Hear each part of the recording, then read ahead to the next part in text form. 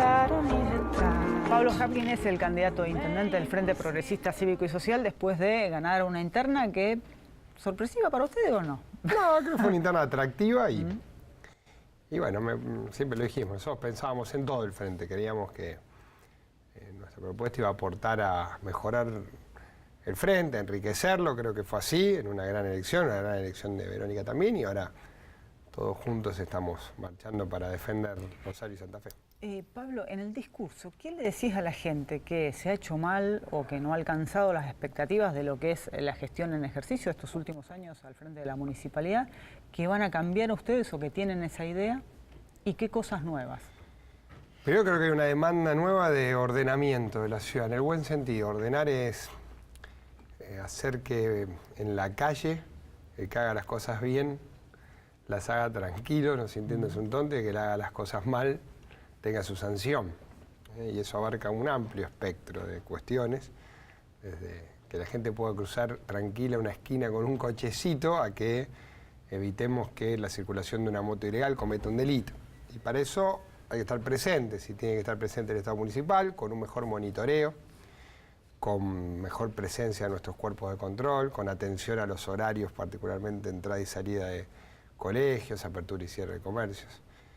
Nosotros creemos que la ciudad tiene una agenda de un montón de cosas buenas a defender, claramente en la salud, en el espacio público, pero creo que hoy hay dos prioridades en el ordenamiento y en la niñez, en la minoridad, donde tenemos que reforzar nuestra presencia. Y lo hacemos, yo antes de la primera te traje un librito con 75 propuestas, hoy te traje uno con 115 propuestas. Aumentamos.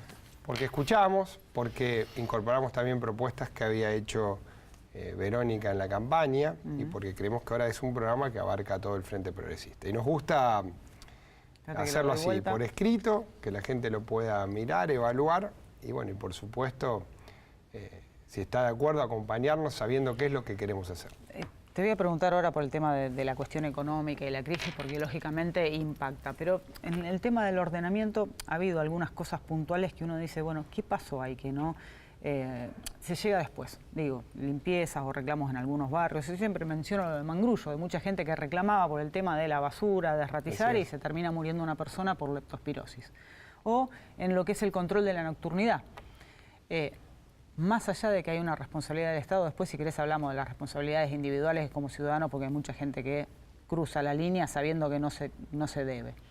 Pero hay un relaje ahí de lo que son los controles y, digo, falta gente, hay que dar nuevas directivas. No, tenemos 773 agentes en control.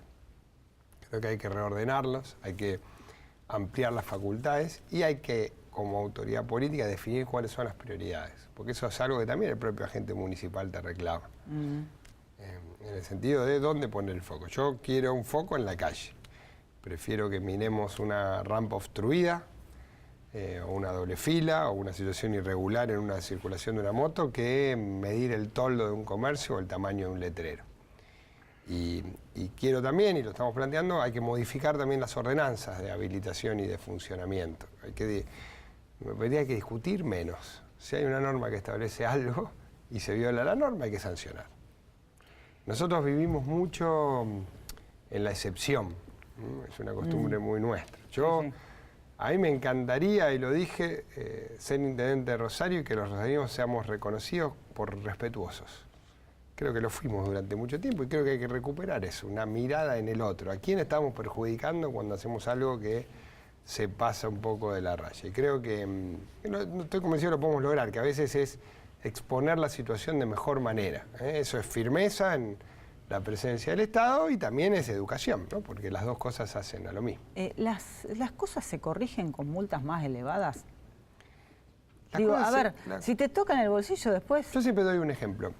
No es porque después está la discusión si es para recaudatorio sacar, o no. No, pero digo, todos empezamos a ponernos el cinturón de seguridad cuando te aplicaron la multa, Me gusta dar un ejemplo que es el más claro para mí. Cuando el Estado tenía una camionetita con una cámara escondida entre dos cortinas a la vuelta de una curva, para evaluar la velocidad máxima, la gente que hacía, frenaba de golpe porque veía la camioneta y frenaba, a veces producían accidentes, o el de enfrente te avisaba con las luces. Con señales. Entonces fíjate que era el Estado tratando de atrapar a alguien, no marcándole una conducta. Y toda la sociedad contribuyendo a que se viole una norma. Cuando vos pones 2 cajas visibles con un radar que te dice a más de 60 kilómetros, te voy a sacar una foto y te voy a multar, ¿qué hace la gente? Va más despacio. Entonces tiene mucho que ver clarito y visible con cómo vos lo planteás. Si vos pintás bien una bicisenda y la tenés bien pintada, o tenés en una bocacalle la senda peatonal, y decís, mira, hay que respetar la senda peatonal. Primero tenés que pintarla. Primero tenés que dejar en claro que eso está mal, que hay que frenar para que pase el peatón. Y después, si cuando lo marcaste bien, lo dijiste clarito, alguien ve la norma, tenés que sancionar al que lo hace, porque si no, el de al lado que frena se siente un tonto. Y creo que es así, yo creo mucho. Pasa que a veces parece un debate menor, pero no es menor, porque nosotros tenemos indicadores de violencia y muchas situaciones de robos, de arrebatos en la ciudad, que están facilitadas por el desorden. Entonces, en eso también, y creo que para eso hay que invertir en cámaras, tener un buen monitoreo, permitir sancionar cuando hay una imagen que así lo permite. Yo propuse, y lo propongo, que todas las multas vayan al hospital de niños. A mí no me interesa usar un solo peso de la multa, me interesa que el que cometió una infracción lo piense 2 veces la segunda vez. Y en general tenemos una ciudad que, si la ordenamos, si facilitamos la posibilidad de emprender, de habilitar un comercio, una industria, y si nos ocupamos de los pibes en la primera infancia y en la adolescencia, en el momento de mayor crisis, donde en vez de una esquina podamos tener un club o una propuesta cultural o una propuesta deportiva que los integre, claramente Rosario después tiene una pujanza que es indetenible, porque nosotros también tenemos una ciudad que en muchos aspectos es maravillosa. Y ahora hay que ocuparse de esto. Y por supuesto también de la obra pública. Nosotros vamos a firmar hoy un acuerdo con el candidato a gobernador Antonio Bonfatti de las obras que vamos a hacer en la ciudad.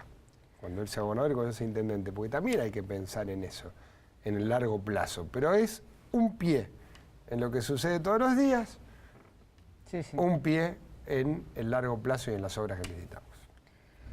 Rosario tiene una continuidad en materia de políticas del Estado en cuanto a obras y demás. Ahora tenemos una cuestión muy puntual y particular ahora de crisis económica y demanda social creciente.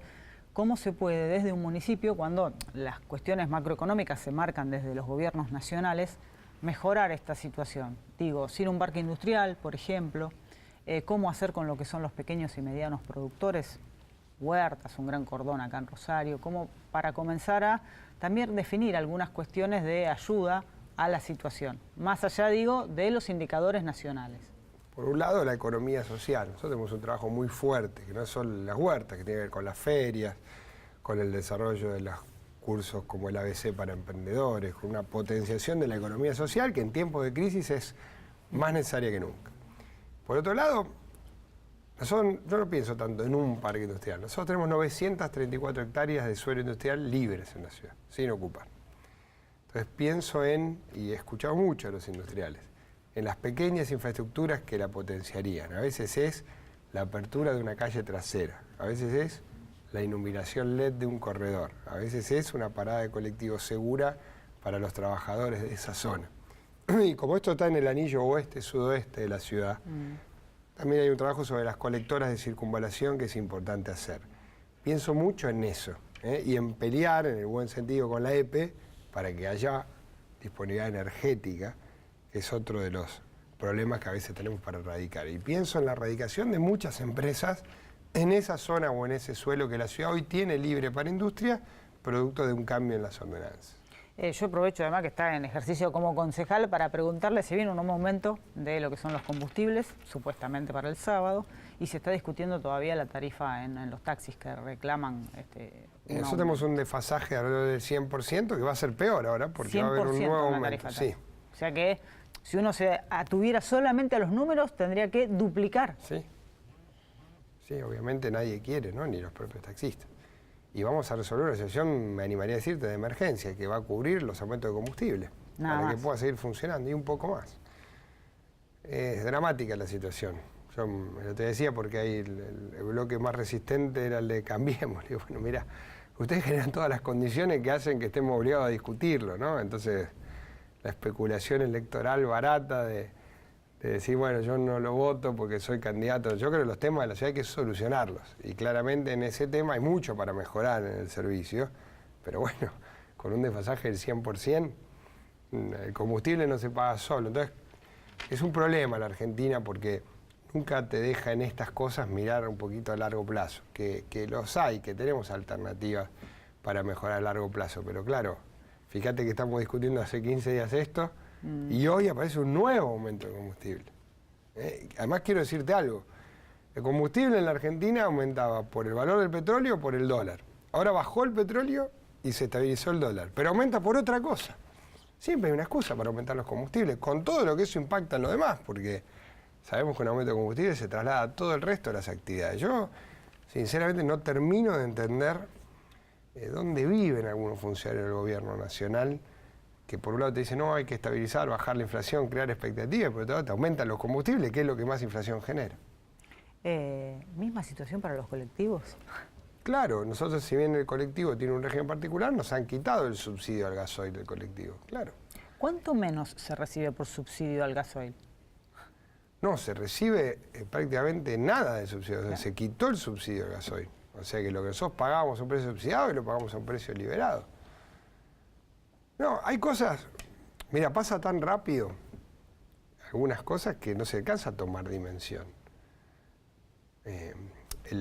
La quita de subsidios. A veces el problema que se da con, por ejemplo, el plan remediar, la restricción del plan remediar o el PAMI. Bueno, y acá lo solucionamos. Yo en la Argentina, y lo digo, los rosarios tenemos una gran oportunidad de defender a Rosario y Santa Fe, porque las políticas nacionales vienen de fracaso en fracaso. Y se lo digo con mucho respeto a mis rivales. Yo creo que la ciudad necesita un intendente que no tenga obligaciones ni con la presidenta anterior ni con el presidente actual, que se anime a discutir sobre el futuro de Rosario con libertad para hacerlo.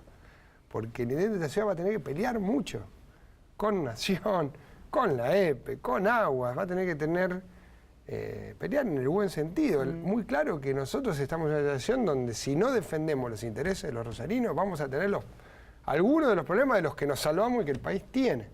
Y creo que en eso hay que ser muy claros y yo estoy muy convencido de que la solidez de la propuesta de frente tiene que ver con que es una experiencia de acá, construida acá, tanto en el caso de Antonio como en el mío, criados acá, que conocemos la ciudad, que sabemos lo que se necesita. Última y cortita, ¿cómo figuran en la boleta única? Arriba de todos, Frente Progresista, arriba de todos. Con su cara. Con mi cara, sí. ¿Qué va a ser? Es lo que conseguimos.